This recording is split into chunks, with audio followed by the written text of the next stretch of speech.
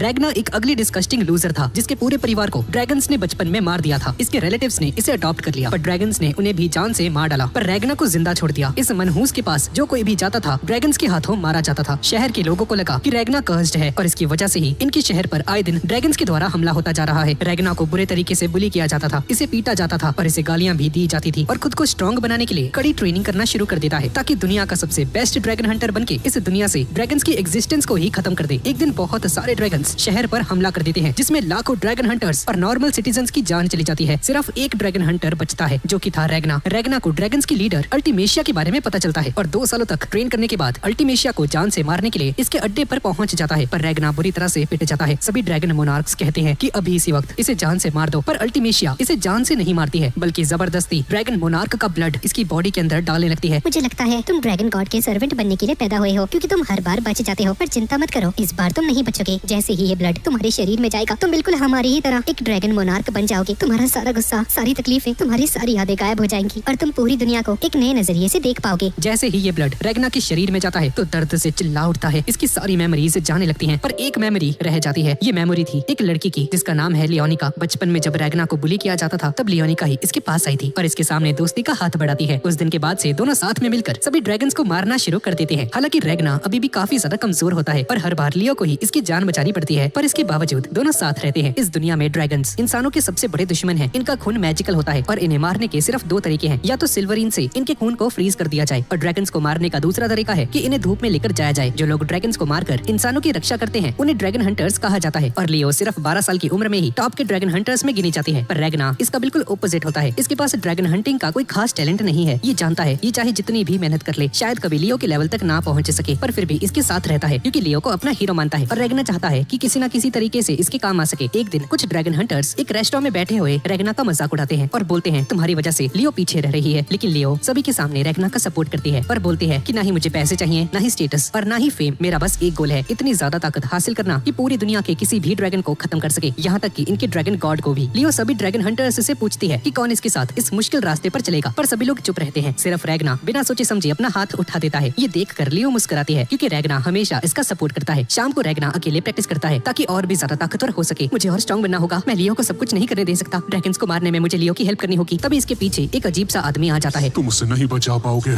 रैग्ना को एक विजन दिखाई देता है और देखता है कि बहुत सारे ड्रैगन्स इंसानों पर हमला करते जा रहे हैं। लियो रैग्ना को बचाने की कोशिश करती है और सभी ड्रैगन्स के साथ भिड़ जाती है, पर एक भयानक ड्रैगन के टेंटिकल्स इसके शरीर को पूरी तरह से चीर देते हैं और रैग्ना की आंखों के सामने ही लियो मारी जाती है। तभी अचानक से रैग्ना उठ जाता है और इसे लगता है कि ये बस एक डरावना सपना था, पर तभी इसके कानों में लियो की आवाज गूंजती है और ये आवाज कहती है कि वो वक्त बहुत ही जल्द आने वाला है जब लियो मारी जाएगी। उस दिन के बाद से रैग्ना को बार बार लियो की मौत के वही विजन्स दिखाई देने लगते हैं, पर पहले से भी ज्यादा ट्रेन करना शुरू कर देता है। हर हाल में इतना ज्यादा स्ट्रॉन्ग बनना चाहता है कि भविष्य में हमेशा लियो की रक्षा कर सके। ड्रैगन हंटर्स को एक अजीब बात पता चलती है, सारे ड्रैगन्स एक ही दिशा में जा रहे हैं जो कि है डोनापेयर सिटी। और सबसे हैरानी की बात ये होती है इस सिटी पर सदियों से किसी भी ड्रैगन ने हमला नहीं किया था, पर अचानक से इतने सारे ड्रैगन्स का वहाँ पर जमा होना किसी बड़े खतरे का इशारा था। लियो नोटिस करती है कि रैग्ना पिछले कुछ दिनों से बिल्कुल बदल चुका है, ना ये ठीक से सोता है न ही आराम करता है। लगातार प्रैक्टिस करने की वजह से इसके हाथों में छाले पड़ चुके होते हैं और आंखों के नीचे डार्क सर्कल्स आ चुके होते हैं। तुम्हें हुआ क्या है रैग्ना, प्लीज मुझे बताओ ना। पर रैग्ना चाहते हुए भी कुछ नहीं बता पाता है और लियो रैग्ना से कहती है कि जब मैंने तुम्हें पहली बार देखा था उसी दिन से मुझे महसूस हो गया था कि एक दिन तुम बहुत ही ज्यादा स्ट्रॉन्ग बनोगे, पर मेरे पास तो कोई टैलेंट है ही नहीं लियो। मेरे इंस्टिंक्ट्स कभी गलत नहीं होते, मैं नहीं जानती वो समय कब आएगा, पर मुझे भरोसा है कि तुम सबसे ज्यादा स्ट्रॉन्गेस्ट बनोगे। और ऐसा बोलकर लियो इसे गले से लगा लेती है और बोलती है कि जब तक तुम स्ट्रॉन्ग नहीं बन जाते हो तब तक मैं तुम्हारी रक्षा करूंगी। रैग्ना जब छोटा था तो इसके माँ बाप को ड्रैगन्स ने मार दिया था। इसके मामा चाचा इसे अपने साथ लेकर गए, पर ड्रैगन्स ने उन्हें भी जान से मार डाला। बाद में एक अमीर आदमी ने रैग्ना को अडॉप्ट कर लिया, पर ड्रैगन्स ने उसकी जमीन और उस बंदे को भी जान से मार डाला। हर जगह बस रैग्ना ही जिंदा बचता रहा और इसके साथ के सभी लोग मारे जाते थे। इसी वजह से सभी लोग इसे मनहूस समझने लग गए और कुछ लोग तो ये तक कहने लगे कि इसी की वजह से ड्रैगन्स इनके गांव पर हमला कर रहे हैं। ये सालापन होती है और रैग्ना भी इनकी इस बात पर भरोसा करने लग जाता है कि शायद इसका जिंदा होना ही एक श्राप है और इसके आसपास के सभी लोग मारे जाते हैं। सभी लोगों ने रैग्ना को अकेला छोड़ दिया था, पर तब इसकी जिंदगी में लियो आती है। लियो रैग्ना से कहती है कि अगर तुम हर बार ड्रैगन्स के हमले से बच जाते हो तो ये कोई श्राप नहीं बल्कि एक टैलेंट भी हो सकता है, और इसने रैग्ना को एक ड्रैगन हंटर बनने का मौका दिया। रैग्ना इसे मना करता है और बोलता है कि अगर तुम मेरे साथ रहोगी तो एक दिन तुम भी मारी जाओगी, पर लियो बिना डरे कहती है कमजोर लोगों की मौत होती है और मैं कमजोर नहीं हूँ। और ऐसा बोलकर रैग्ना के सामने ही एक ड्रैगन को पल भर में मार गिराती है। इसकी ताकत को देखकर रैग्ना को जिंदगी में पहली बार किसी पर भरोसा होता है। इसके बाद हम दोबारा से प्रेजेंट में आ जाते हैं। रैग्ना को दोबारा से लियो की मौत का वही विजन आता है और इस बार जब इसकी आंख खुलती है तो इसे एहसास हो जाता है कि जिस दिन से ये इतना ज्यादा डर रहा था शायद वो दिन आज आ चुका है। कुछ ही देर बाद खबर आती है कि डोनापेयर सिटी के ऊपर अचानक से हजारों ड्रैगन्स ने हमला कर दिया है। पूरी सिटी सिटी में पैनिक का माहौल हो जाता है और ड्रैगन हंटर्स को तुरंत बैटल के लिए भेज दिया जाता है। जैसे ही रैग्ना ये सारी चीजें देखता है, इसकी फट जाती है और लियो से कहता है कि हमें जल्द से जल्द यहाँ से निकलना होगा वरना तुम मारी जाओगी लियो। पर लियो इसकी बात पर यकीन नहीं करती। पर लोग मुसीबत में हैं। ड्रैगन हंटर्स होने के नाते हमें सभी लोगों की हेल्प करनी होगी। ये हमारा फर्ज है। तुम चिंता मत करो, मैं बहुत ही जल्द आ जाऊंगी रैग्ना। और ऐसा बोलकर बैटल फील्ड की तरफ चले जाती है। मजबूरी में रैग्ना भी इसके पीछे जाता है। बैटल फील्ड के अंदर हर तरफ तबाही मची होती है। ड्रैगन इतनी ज्यादा बड़ी संख्या में होते हैं कि आम ड्रैगन हंटर्स इनके सामने ठीक ही नहीं पा रहे होते। इसी बीच एक आदमी खून से लथपथ ड्रैगन हंटर्स के सामने पहुंचता है। सभी को लगता है कि एक जख्मी इंसान है, पर अगले ही पल ये बंदा अपने खून को हथियार में बदल देता है और ड्रैगन हंटर्स को मारना शुरू कर देता है। और तभी पता चलता है कि ये कोई इंसान नहीं है बल्कि एक सुपीरियर ड्रैगन है। सुपीरियर ड्रैगन्स आम ड्रैगन्स से बिल्कुल अलग होते हैं। ये इंसानी रूप ले सकते हैं और इनके पास बेहद ताकतवर मैजिकल एबिलिटीज होती हैं। रैग्ना दूर से इस ड्रैगन को देखता है और शॉक्ड रह जाता है क्योंकि इसकी पीठ के ऊपर वही टेंटिकल्स थे जो कि इसने अपनी विजन में देखे थे और ये वही ड्रैगन है जिसने इसकी विजन में लियो को मारा था। रैग्ना बिना सोचे समझे इस पर हमला कर देता है पर इसकी सिल्वर स्वॉर्ड इस ड्रैगन को छू तक नहीं पाती है और एक ही पल में टूट जाती है। ये सुपीरियर ड्रैगन पलटकर हमला करता है और रैग्ना पर इतनी जोर से हमला करता है कि ये सीधा नदी में जाकर गिर जाता है। लियो की नजर रैग्ना पर जाती है और इसे गुस्सा आ जाता है और अपने साथी साइक्स से कहती है कि जल्दी से रैग्ना की जान बचाओ, मैं इसे देखती हूँ। और खुद इस सुपीरियर ड्रैगन का सामना करने लगती है और इसके सामने आ जाती है। तुमने मेरे रैग्ना को चोट कैसे पहुंचाई? मैं तुम्हें जिंदा नहीं छोड़ूंगी। पर दोनों की ताकत में इतना ज्यादा बड़ा अंतर होता है कि इस ड्रैगन को एक खरोंच तक नहीं पहुंचा पाती है। ये सुपीरियर ड्रैगन अपना नाम ग्रूमवेल्टे बताता है। इस किंगडम का विनाश किसी रणनीति से नहीं बल्कि हमारे ड्रैगन लॉर्ड की एक साधारण सी इच्छा की वजह से हो रहा है। उनके लिए तुम इंसानों की जिंदगी की कोई कीमत नहीं और अब तुम मारी जाने वाली हो। ये ड्रैगन मोनार्क लियो को जान से मार देता है। ये देखकर रैग्ना अंदर से टूट जाता है। पहले इसका परिवार, फिर इसके रिलेटिव्स और अब लियो की भी मौत हो जाती है। रैग्ना इस पूरी दुनिया में खुद को अकेला महसूस करने लगता है। सभी ड्रैगन्स मिलकर शहर के लाखों लोगों की जान ले लेते हैं और सिर्फ रैग्ना ही जिंदा बचता है। और इस बार रैग्ना को सच में लगने लगता है कि कहीं ये श्रापित तो नहीं है ना, क्योंकि बचपन से ही जो भी इसके साथ रहता है वो मारा जाता है। लियो की मौत के बाद रैग्ना के मन में ड्रैगन्स के लिए काफी ज्यादा नफरत पैदा हो जाती है और उस दिन के बाद से सभी ड्रैगन्स को बेवजह ही मारना शुरू कर देता है। रैग्ना सालों तक कड़ी ट्रेनिंग करता है। इस सफर में इसके साथ काफी सारे लोग भी जुड़ते हैं पर धीरे धीरे वो सब लोग भी ड्रैगन्स के हाथों मारे जाते हैं। और प्रेजेंट में पूरे 8 सालों तक ट्रेन करने के बाद रैग्ना अल्टीमेशिया के द्वारा एक ड्रैगन मोनार्क में बदलने वाला है। रैग्ना सोचता है कि इसने अपनी जिंदगी में इतनी ज्यादा मेहनत की, इतना सब कुछ सेक्रीफाइस किया, वो भी सिर्फ इस पल के लिए जब ये खुद एक ड्रैगन बन जाएगा जिससे ये दुनिया में सबसे ज्यादा नफरत करता है। रैग्ना को लगता है कि ड्रैगन बनने से अच्छा है कि मैं खुद की ही जान ले लूं और इस रिचुअल को बीच में ही रोक देता है और अपनी छाती में सिल्वरीन स्वॉर्ड को घुसा देता है जिसकी वजह से इसका ड्रैगन बनने का प्रोसेस खत्म हो जाता है पर खुद भी मारा जाता है। ये देखकर अल्टीमेशिया डिसअपॉइंटेड हो जाती है और यहाँ से अपने सभी ड्रैगन मोनार्क्स के साथ चली जाती है। इसके जाने के बाद क्रिम्सन नाम की एक ड्रैगन मोनार्क इसके पास आती है और अपनी पावर्स का यूज करके रैग्ना को दोबारा से जिंदा कर देती है पर इसके उठने से पहले ही क्रिम्सन यहाँ से चली जाती है। अब रैग्ना दोबारा से जिंदा हो जाता है और दोबारा से ट्रेन करना शुरू कर देता है। रैग्ना पहले से भी कड़ी ट्रेनिंग करता है और एक दिन इसकी सिल्वरीन स्वॉर्ड इसकी बॉडी के साथ फ्यूज हो जाती है और ये बंदा अपनी ह्यूमन लिमिट्स को सरपास कर देता है और दुनिया का सबसे स्ट्रॉन्गेस्ट ड्रैगन हंटर बन जाता है। अब रैग्ना काफी ज्यादा स्ट्रॉन्ग बन चुका था पर अब किसी की जान बचाने के लिए इसके पास कोई बचा ही नहीं था। इसे हर दिन ऐसा लगता था कि जैसे अपनी जिंदगी वेस्ट कर रहा है। तभी एक दिन इसके सामने क्रिम्सन आ जाती है। रैग्ना बिना सोचे समझे इस पर अटैक कर देता है क्योंकि इसे ड्रैगन से नफरत है और इसे पता चल जाता है कि क्रिम्सन भी एक ड्रैगन है पर क्रिम्सन कोई नॉर्मल ड्रैगन मोनार्क नहीं थी, ये इमोर्टल थी, इसे मारा नहीं जा सकता था। और रैग्ना को ऑफर देती है कि मेरे साथ मिल जाओ, हम दोनों साथ में काम करके इस दुनिया से ड्रैगन्स का नामो निशान मिटा सकते हैं। और क्योंकि दोनों का मकसद एक ही होता है तो रैग्ना इसके ऑफर को एक्सेप्ट कर लेता है। दोनों मिलकर बहुत सारे ड्रैगन्स को मार गिराते हैं और रैग्ना क्रिम्सन से कहता है कि क्या तुम मुझे अतीत में भेज सकती हो क्या, क्योंकि रैग्ना पास्ट में जाकर लियो की जान बचाना चाहता था। क्रिम्सन इसकी बात को मान जाती है और इसे पास्ट में भेज देती है और फ्यूचर वाला रैग्ना उसी रात में पहुंच जाता है जब लियो की फाइट उस ड्रैगन मोनार्क के साथ चल रही होती है। डूबते हुए रैग्ना के सामने वही अजीब बूढ़ा आदमी दोबारा से आ जाता है। इस बारे बंदा अपनी असली पहचान बताता है और बोलता है कि मैं तुम्हारा भविष्य हूँ, यानी कि मैं तुम्हारी फ्यूचर सेल्फ हूँ और तुम मेरा अतीत हो। फ्यूचर रैग्ना बताता है कि भविष्य में लियो सच में मर चुकी थी और उसी दिन के बाद से इसने अपनी पूरी लाइफ ड्रैगन से बदला लेने के लिए समर्पित कर दी। लियो की मौत ने इसे अंदर से तोड़ दिया था और लियो की जान का बदला लेने के लिए इसने खुद को सालों तक ट्रेन किया और बहुत सारे ड्रैगन्स को मारकर इतना ज्यादा पावरफुल हो गया कि कोई इसके सामने नहीं टिक पाता था। पर इतनी ज्यादा ताकत मिलने के बाद भी इसके पास बचाने के लिए कोई अपना बचा ही नहीं था। और फ्यूचर रैग्ना अपने छोटे वाले वर्जन से कहता है कि अगर उस दिन मेरे पास ये ताकत होती जो मेरे पास आज है तो लियो कभी नहीं मरती। पर अभी तुम स्ट्रॉन्ग हो, अपनी ताकत को मुझे दे दो, मैं लियो को मरने नहीं दूंगा। और फ्यूचर रैग्ना इसी पल का इंतजार कर रहा था और अपनी सारी ताकत को, अपने सारे एक्सपीरियंस और सालों की ट्रेनिंग को प्रेजेंट रैग्ना के अंदर ट्रांसफर कर देता है। पर एक वार्निंग भी देता है, इस ताकत की रैग्ना को बहुत बड़ी कीमत चुकानी पड़ेगी। प्रेजेंट रैग्ना बिना सोचे समझे इस डील को एक्सेप्ट कर लेता है। अगले ही पल दोनों रैग्नास एक हो जाते हैं और अब इसके पास सिर्फ ताकत ही नहीं बल्कि भविष्य की यादें और ड्रैगन्स के साथ फाइट करने का एक्सपीरियंस भी आ चुका था। और जैसे ही लियो को खत्म करने वाला होता है तभी इसे अपने पीछे एक स्ट्रॉन्ग प्रेजेंस फील होती है जिसको महसूस करके ये बंदा डर जाता है। ये पीछे मुड़कर देखता है और सामने रैग्ना खड़ा होता है। अब इसका पूरा शरीर सिल्वर ऑरा से ढका हुआ होता है। इसके आसपास खड़े ड्रैगन्स इसकी मौजूदगी से ही जमने लगते हैं। सुपीरियर ड्रैगन पहली बार किसी इंसान से इतना ज्यादा डर फील करता है, अपनी पूरी पावर को रिलीज कर देता है। रैग्ना सिर्फ एक हमला करता है और सुपीरियर ड्रैगन पूरी तरह से फ्रीज होकर टुकड़े टुकड़े हो जाता है। इस हमले का असर इतना ज्यादा होता है कि पूरा शहर हिल उठता है। लड़ाई खत्म होते ही रैगना सीधा लियो के पास जाता है और इसे जिंदा देखकर खुद को रोक नहीं पाता और इसे गले से लगाकर रोने लगता है। लियो हैरान हो जाती है। तुम तो काफी ज्यादा स्ट्रॉन्ग हो चुकी हो रैगना, तुमने काफी ज्यादा मेहनत की होगी है ना? नहीं, ये मेहनत मैंने नहीं की लियो, पर जिसने की थी मैं उसका दर्द महसूस कर सकता हूँ। और बाकी के सुपीरियर ड्रैगन्स भी अलग अलग शहरों पर हमला कर रहे होते हैं। इस वक्त रैगना समझ जाता है कि एक ड्रैगन को हराना तो बस एक शुरुआत थी। ये लियो और साइक से कहता है कि इन्हें जितनी जल्दी हो सके इस शहर को छोड़ना होगा, क्योंकि ड्रैगन गॉड ने इस पूरे किंगडम को ही खत्म करने का डिसाइड कर लिया है। पर इतनी जबरदस्त ताकत इस्तेमाल करने की वजह से रैगना का शरीर